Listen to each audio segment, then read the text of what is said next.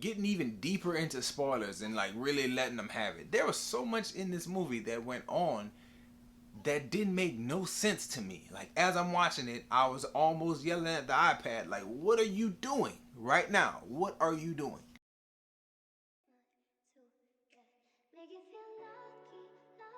What's good, everybody? Corey back again with another video talking about New Mutants, one that I've been anticipating.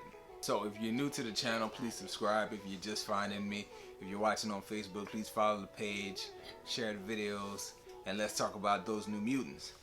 So I really wanted to like this. I mean, I was excited when I saw the trailers.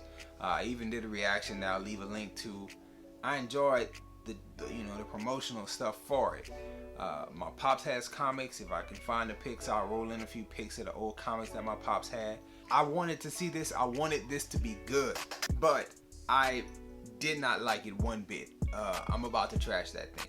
My pops, we actually talked today, and he was like, "Man, we watched New Mutants last night. Man, I really enjoyed it." I was like, "Daddy, I'm finna let them boys have it when I talk about this movie because I didn't care for no part of it." So remember, all credit is due to a person who goes out as an actor. They do their job the best way they can. They deliver the lines the way they're instructed to, directed to. And again, making a movie is a hard thing to do. Like, it's an incredible feat, and I'm not taking away from any actors as I say these things. But these are my observations as a fan and as a person who wanted to see this thing do well. And I'm looking at it like, this is not that good. Let's start off with the main character, actress named Blue Hunt. Watched it 25-30 minutes in. I'm thinking, man, this is not good. The main character is boring. She's uninteresting. I don't care about her based on what I'm seeing on the screen. That was, the first thing.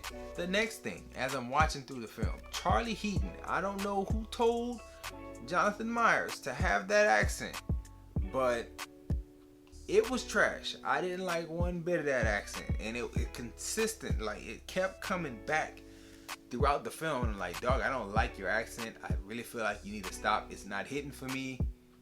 I wish they would have told you not to do that. Just talk like a regular person. The romance with Maisie Williams, wasn't impressed by it. I'm not gonna say I didn't like it. It's just that it was so telegraphed. Like, I knew from, the clock tower scene, this is gonna be a romance that like blossoms, and who knows what happens with that. But it was just like very evident that you're into you and you're open to that, and it just was like written on the wall. Very easy to see, not subtle at all. Now, my father read the comics and he liked the movie. He said, "Oh, it's just like the comics with all the powers and stuff." I was like, "Okay, cool. I give you that." But my issue is that they made Magic, Anya Taylor-Joy, they made her character very unlikable, to me at least. And if that's what they were going for, well, bravo, you did a great job. I didn't feel any sympathy for her when she endured her little traumas throughout the film, or when they reflected on it, because she was a butt. And I didn't like it. I didn't like her take on the character. Appearance-wise, she was spot on, but everything else about her, everything she said, I didn't care for it. And I didn't like her accent that much either. Overall, looking at the film, I have to say that it feels like a teenage melodrama through large stretches of film. And I know that the goal is to make it a bit more horrific, or make it like the horror angle of the superhero genre, but I feel like they missed the mark a whole lot. Like, they didn't hit it at all when it came to making things scary or making tension truly build to me. Now, getting even deeper into spoilers and like really letting them have it. There was so much in this movie that went on that didn't make no sense to me. Like, as I'm watching it, I was almost yelling at the iPad like, what are you doing right now? What are you doing? So, point number one, they talk about the place being a prison and being like a bad place where bad things happen, and a horrific place before Danny got there. And that led me to think like, okay, if that's the case, what was happening before Danny got there? Because Danny is the one who brings your worst fears and uses them against you. So who is doing that to you, or doing stuff to you outside of Danny? Like, they never really answer that. Like, what kind of stuff was happening before Danny got there? I don't get it, besides the fact that y'all was all kind of trapped there, by a hospital staffed by one person. Which leads me to my next huge problem I had with the movie. How does this doctor, using force fields, I understand she can set up a force field dome around the little hospital, but how can she make these children listen with no other staff? Like, there was one point when Berto, the character of Berto, was upset about what happened in the pool, and he was mad. And then Magic, you know, she's there present, and she's like, I didn't do anything, and I'm not going in solitary. And some type of way she ends up in solitary. And I'm like, well, you have a whole arm of armor. You have a whole blade that glows and comes out your hand. What can the doctor do to get you in that room? What are the consequences and repercussions that would come if you say, slice her in half? I don't, like, y'all never alluded to that type of stuff. Yeah, y'all put Essex up there. We know that's Mr. Sinister and all that, but I'm like, there's something about when I'm watching it, I'm thinking to myself, why do you not just slice this woman in half? Berto, why do you not burn her to a crisp and leave, fam? Like, make me understand. I don't feel like they did. I don't feel like they made me understand their position very well at all. We get toward the end of the film and things kind of kick up and the action becomes like, oh, okay, I'm getting a little bit more into it now.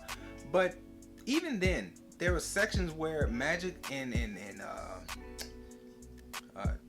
Charlie Heaton's character, they're running away from the Smiley Men. Like, yeah, they're horrific looking creatures, but they don't really instill fear in me at all. And I guess the goal was for them to be scary, but maybe to a smaller person or a younger kid or something like that. But it didn't do anything for me as far as the fear factor was concerned.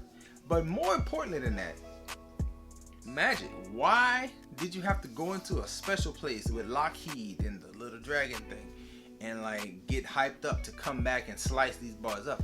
Like, you got a whole knife on your hand. Like, you dice these boys in half and be done with it. Like, I didn't understand why she ran for, like, it felt like 5-6 minutes of running. Her and old boy running. Like, why? Chop these boys up. Then, you know, you get the Demon Bear stuff at the end, and you got Magic fighting Demon Bear. You got Berto trying to do a little bit. You got the Charlie Heaton guy. He's zooming around trying to do things against it, and it became interesting. This is true. But the way that the entire bear was dispatched at the end, with no stop, I'm in charge now. Are you serious? That's how we gonna end this? With her just being assertive. That's it. Like, that was whack, man. Like, I didn't like it. I did not like the way that went down. Now my pops, you know, comic book fan, he was like, yeah, but you know, now she can control the bear and you like manifest the bear when she want. On top of, like, she can manifest other people's fears and like she gonna use it. She gonna be a badass in future films. I'm like, yeah, daddy. But the truth, ain't gonna be no future films, fam. Like, that, this was a one-off, and you'll never hear from these characters again, because I think the virus and the shutting down of theaters might have saved this one. Like, there is a segment of people who liked it, and I'm one of the ones who wanted to like it. But when I saw this stuff on the screen, I was like, I cannot champion this. Like, my executive producer guy who sends me stuff to watch, he was like, man, I want to check that out too. What you think? I was like, dog, do not waste your time. He's like, I think I might still. And I told him, I texted him like, hey, you've been warned, bro. You will want to turn this off. It's one of the few things I don't recommend, like, for anybody. Like, you're not missing nothing skipping this one. So that's pretty much all I have to say about it. If you like my chat, my talk about the movie, please like the video, share the video wherever you're watching. Enjoy yourself, guard your heart, and find something better this time around.